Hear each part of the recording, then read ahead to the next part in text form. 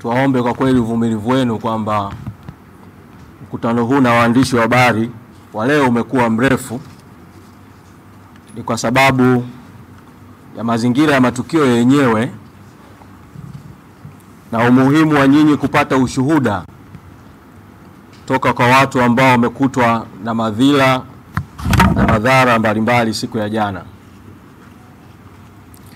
Wakati nasikiliza masimulizi ya viongozi na wanachama wenzangu, masimulizi ya Noeli, ya Pendo, ya Ali, ya Shabani, ya Ngoto na wengine, nilijihisi kwamba sistahili kusimulia kilichonikuta, kwa sababu wenzangu wamepata madhara makubwa sana ya kimwili, na mimi nimesimama natembea bila kuchechemea. Lakini kwa sababu toka jana usiku kumekuwa na wenye shauku ya kutaka kujua na mimi nini kilinisibu, nitakusemea kwa muktasari sana. Jana wakati naelekea mahakamani majira ya saa 2:31 asubuhi, nikiwa nimemaliza tu kuzungumza kwa simu na makamu mwenyekiti Mheshimiwa Saidi Mzee na naibu katibu mkuu Zanzibar Mheshimiwa Ali, wote kwa upande wa Zanzibar, wakinieleza kwamba tayari wamekushafika maeneo ya karibu na Kisutu na wamezuia kuingia, nikawa nimewaeleza kwamba na mimi niko njiani na karibia kufika, kwa naomba mnisubiri ili tuweze kufanya utaratibu wa pamoja wa kuingia mahakamani. Kwa hiyo saa 2:31 nilikuwa maeneo ya Jangwani pale. Magari yalikuwa yamezuiwa, foleni ilikuwa kali, lakini nikaja kugundua baadaye kwamba magari yalizuiwa kwa sababu inawezekana, kwa kuwa nilikuwa natembea na gari ambayo ilikuwa ina nembo za chama, inawezekana toka nikiwa Magomeni ilikishaonekana kwamba naelekea uelekeo huo.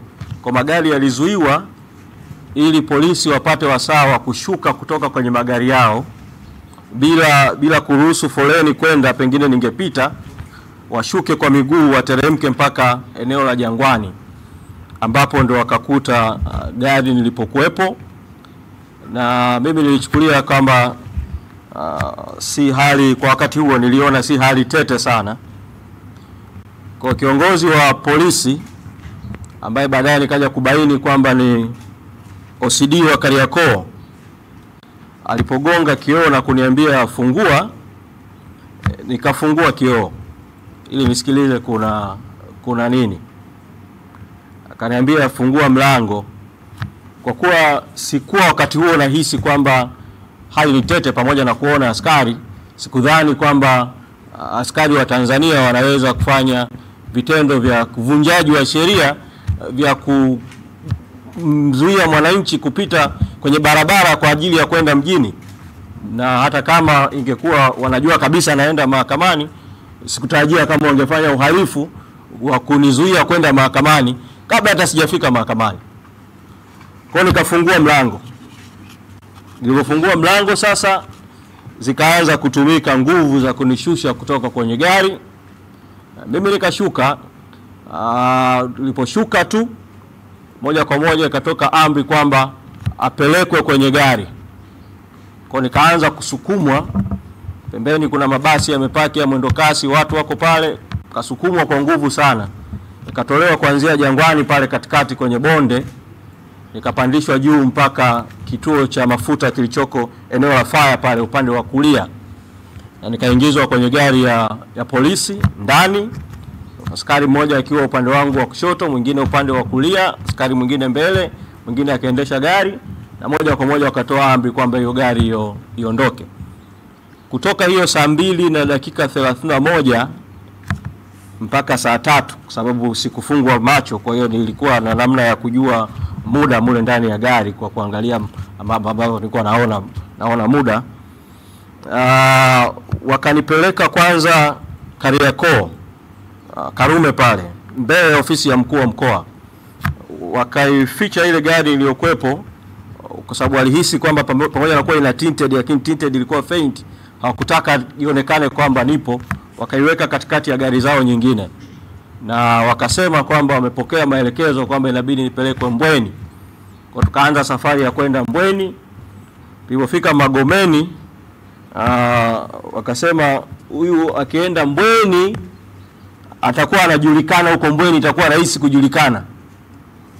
Kwa nikasikia wanasema sasa tumpeleke Mbagala ambapo hataweza kufahamika kirahisi. Kwa gari kageuzwa, wakaelekea tena wakarudi Karume. Walipofika Karume wakapaki gari, akapigiwa simu mtu ambaye baadaye nikamfahamu kwamba alipokuja kwamba ni OC CID Msimbazi, anaitwa Bernard. Walipofika pale wakasogea pembeni, wakaongea tena kwa simu. Alafu baadaye wakaja wakasema kwamba wamepewa maelekezo kuwa nipelekwe kituo cha polisi Oysterbay. Kwa safari ikageuka sasa ya kwenda kituo cha polisi Oysterbay. Lakini walipofika kituo cha polisi Oysterbay, walipoingia pale getini, badala ya kwenda kushoto counter kwa ajili ya kwenda kwenye mahali ambapo ndipo watuhumiwa au wananchi wanakwenda kupata huduma, wakazunguka upande wa kulia, wakaenda mahali kabisa kwenye parking, mahali pa pembeni kabisa, wakaipaki ile gari. Na mpaka tunafika maeneo ya Moroko, kabla ya kufika kituo cha polisi Oysterbay ilikuwa saa 3 asubuhi. Kwa naweza kusema kwamba kuanzia saa 3 asubuhi niliwekwa kizuizini ndani ya gari mpaka saa 1:30 usiku. Kuanzia saa 3 asubuhi mpaka saa 1:30 usiku. Kwa ni tukio ambalo na tafsiri tu ni kwamba polisi waliniteka na kuniweka kizuizini ndani ya gari muda wote huo mpaka saa 1:30 usiku. Na wakati wananichukua hawakunieleza nimefanya kosa gani, na hata nilipowauliza hawakunieleza nimefanya kosa gani. Saa 1:30 usiku nikawaambia kama ni kunishikilia kwa ajili ya kwenda mahakama ya Kisutu, kwa vyote vile huu muda saizi hakuna mahakama Kisutu. Kwa ni ama mniachie au mnipeleke mnifungulie mashtaka mnayoamini kwamba nimeyatenda. Tukawa na bishani kwa muda mpaka baadaye hitimisho likawa kwamba nipelekwe kufunguliwa mashtaka. Na kwa mara ya kwanza sasa hiyo saa 1:30 usiku ndio nikapandishwa kituo cha polisi Oysterbay juu sasa kwa kupitia mlango mwingine, na nikaanza kuandikishwa maelezo. Nikagoma kuandika maelezo kwa kuwaeleza kwamba niko tayari kutoa maelezo mahakamani. Kwa hiyo wakaandika tuhuma wanaonituhumu. Kwa nikatuhumiwa kwa makosa ya kuhamasisha na kula njama ya kufanya maandamano. Wakaandika tu maelezo yangu ya msingi kwa maana ya umri na majina na vitu vya msingi, na kwamba nitatoa maelezo mahakamani. Na baada ya hapo wakaniachia kwamba niondoke. Nikawaambia mmenichukua, mliponichukua sina simu, sina funguo za nyumbani, sina chochote kingine. Mkiniambia niondoke hapa naondoka kwa utaratibu upi? Kwa nikawaambia kwa sababu mmenichukua barabarani, ni vizuri mtende haki, kwa kuwa kituo cha polisi Oysterbay si mbali na makao makuu ya Chadema, mnipeleke makao makuu ya Chadema. Kawa na mazungumzo ya muda mrefu na mashauriano mengine. Hatimaye mida ya saa 2 na ushe, zaidi ya saa 2 kidogo, wakanileta hapa makao makuu ya chama. Kwa nimesema kwamba katika hali ya kuwasikiliza wenzangu waliopigwa na kuumizwa na madhila waliokuta, sikuwa nastahiki kwa kweli kusimulia kisa hiki. Lakini kisa hiki kinatoa kielelezo cha kwamba kumbe polisi wa Tanzania wana tabia ya kuteka watu na kutowapeleka kwenye vituo vya polisi na kuweka kizuizini kwa njia nyingine wanazozijua wao, hali ambayo sasa inatoa mianya. Wakipata maelekezo ya kwamba mtu apotezwe, mtu apotee, ni rahisi katika mazingira hayo ambapo mtu hajulikani yuko wapi kuanzia asubuhi mpaka usiku kupotezwa milele au kupotezwa kwa muda mrefu. Kwa ni hali ambayo inastahili kukemewa, inastahili kupingwa, inastahili kuchukuliwa hatua kwa uzito mkubwa, kwa sababu inaacha mianya ya hatua nyingine za kihalifu. Kwa hiyo nataka kusema hayo machache kuhusu yaliyonikuta, lakini nataka kuzungumza kidogo tu kwa sababu msemaji wetu wa mwisho ni mwenyekiti wa chama. Atazungumza makamu mwenyekiti wa chama ambaye sasa kwa kuwa mwenyekiti yuko ndani anakaimu majukumu. Kwa kuwa atazungumza kwa niaba yetu wote msimamo kwa ujumla, mimi niseme machache tu katika hatua hii. La kwanza, kuna tukio limetokea jana vile vile ambalo si la kupuuzwa na ni vizuri likachukuliwa kwa uzito mkubwa. Jana zilitoka taarifa kwamba kuna mtu ameuawa. Katika kadhia ya jana kuna mwananchi ameuawa. Hili ni jambo zito, na jambo hili linapata uzito wa kutakiwa hatua kuchukuliwa, kwa sababu jana hiyo jeshi la polisi wakati inatoa taarifa ya kukamatwa kwa viongozi wa Chadema, kwanza likatoa taarifa ya uongo ya kutaja orodha ya viongozi wachache tu ndio waliokamatwa. Kuna wengi hapa waliotoa masimulizi ya kuumizwa kwao na kukamatwa na polisi na kutendewa vitendo viovu kweli kweli. Hawako kabisa kwenye orodha ya jeshi la polisi iliyotamkwa jana. Kwa jeshi la polisi liliamua kuficha ukweli juu ya watu waliowapiga na kuwaumiza, ndio maana hawajaingiza kabisa majina ya watu wote hawa kwenye orodha ya watu iliyotangazwa na jeshi la polisi jana. Lakini katika taarifa hiyo ya jeshi la polisi wametaja kwamba wameokota mwili wa mtu mwanaume Coco Beach. Sasa ile taarifa ya polisi inaacha maswali makubwa mawili ambayo yanaleta viashiria kwamba kuna uwezekano mkubwa jana kuna mtu ameuawa. Moja, taarifa ya jeshi la polisi inaeleza utetezi in advance wa jeshi la polisi kwamba huyu mtu aliyeokotwa alikuwa na POP. Kwa hiyo kwa sababu alikuwa na POP, polisi wanasema alikuwa na majeraha ya muda mrefu. Kwa hiyo ni kama wanataka kujikosha kwamba ule mwili uliookotwa wao hawahusiki nao kwa sababu unahusu majeraha ya muda mrefu. Hii taarifa inaacha maswali given maelezo ya Kirita ambaye ametoa ushuhuda hapa kwamba jana aliteswa na alikuwa afanyiwe vitendo viovu sana, alafu akapelekwa Coco Beach. Kama kuna mtu jana alipelekwa Coco Beach akiwa hai, hii inaacha maswali kwamba inawezekana vile vile circumstantial huyo marehemu aliyeokotwa Coco Beach jana ana uhusiano na tukio la jana. Pili, circumstantial, jeshi la polisi katika taarifa yake inasema kwamba mtu ameokotwa Coco Beach, ila linasema halijampeleka mochwari ya Mwananyamala kwa sababu mochwari imejaa. Waka drive all the way, wakaacha Muhimbili ambao ni hospitali kubwa zaidi, wakaenda kupeleka kwenye hospitali ya jeshi la polisi Kilwa Road, kwenye hospitali ya jeshi la polisi huo mwili. Hiyo inaleta maswali vile vile kwamba kupeleka mwili kwenye hospitali ya jeshi la polisi, mwili ambao umepatikana katika hali ya utata kama huo, inaleta maswali ya ziada. Mimi nina uzoefu kwenye tukio la mauaji ya Ali Kibao. Kulikuwa na mvutano mkubwa, polisi wakitaka mwili upelekwe hospitali ya Kilwa Road ambapo wanaweza kuwa na control ya uchunguzi wa mwili na mambo mengine kama hayo. Kwa sababu hiyo, nitumie fursa hii kutaka Tume ya Haki za Binadamu na Utawala Bora na vyombo vinavyohusika na haki na vyombo vinavyohusika na uchunguzi wa vifo vyenye utata kuchunguza kuhusiana na madai ya uwepo wa tukio la mtu kuuawa siku ya jana. Mambo mawili tu ya mwisho.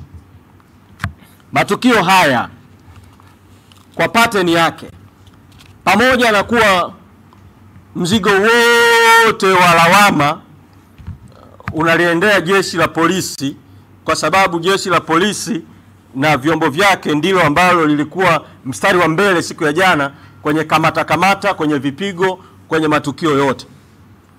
Lakini ukiyatazama kiundani matukio ya jana, kwa vyovyote vile hayakufanywa kwa amri na mamlaka ya jeshi la polisi peke yake. Pattern ya matukio ya jana na ya jana yake, kuanzia namna ambavyo kesi ilitoka katika kuendeshwa kwenye mahakama ya kawaida mpaka kwenda kwenye mahakama ya mtandao, pattern ya matukio ya kamata na vipigo inaonyesha kuna ushiriki wa idara ya usalama wa taifa, inaonyesha kuna ushiriki wa serikali moja kwa moja. Kwa ni waombe wa Tanzania, chuki, hasira, uchungu juu ya haya yote ambayo tumetendewa na wananchi wametendewa na umma umetendewa, hasira zote hizi na chuki zote na uchungu na hatua mbalimbali zielekezwe dhidi ya serikali nzima inayoongozwa na Rais Samia Suluhu Hassan. Haiwezekani matukio yakafanyika katika taifa yanayohusu wafuasi, wanachama, viongozi wakuu wa chama kikuu cha upinzani, rais asiwe anafahamu au kuhusika katika hili jambo lote. Kwa hiyo hatua zote vile vile zielekezwe kwenye uwajibikaji wa serikali kwa ujumla wake. Katika tukio la hili la U-turn ambalo naomba na lenyewe nilisemee kwa kauli kidogo. Taarifa zinaonyesha kwamba Heather Newton yuko kituo cha polisi Central, pamoja na polisi kukanusha kwamba hayupo kituo cha polisi Central, kwa sababu kuna vyanzo viwili vya karibu vya taarifa vya moja kwa moja. Moja, Heather mwenyewe alizungumza na mmoja wa viongozi wetu akiwa kituo cha polisi Central, wakati huo walikuwa wanataka kumpa taratibu za dhamana. Kwa hiyo inathibitisha kwa kauli yake kwamba yuko kituo cha polisi Central. Pili, yuko mahabusu ambaye alikaa kituo cha polisi Central, ametoka kutokana na matukio ya jana. Mahabusu huyu ambaye alimshikilia kituo cha polisi Central amesema alikuwa pamoja na Heather Newton kituo cha polisi Central. Kwa hiyo katika hali hiyo, kanusho la polisi kwamba hayuko kituo cha polisi Central itakuwa ni kanusho la uongo.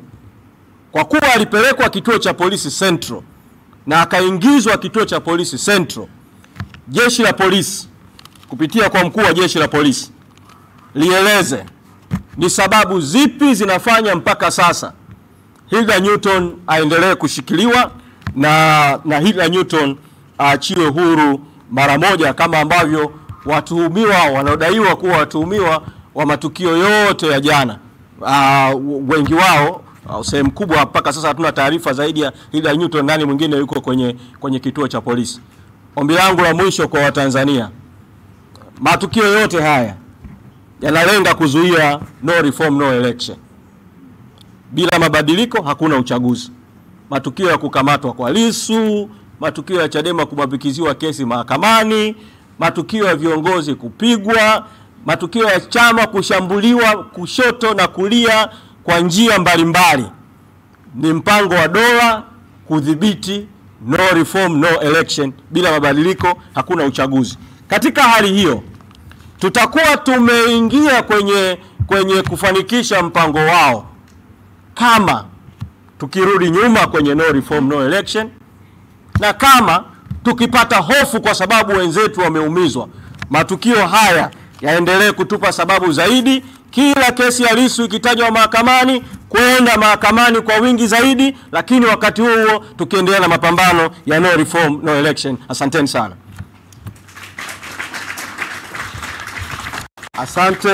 Asante sana.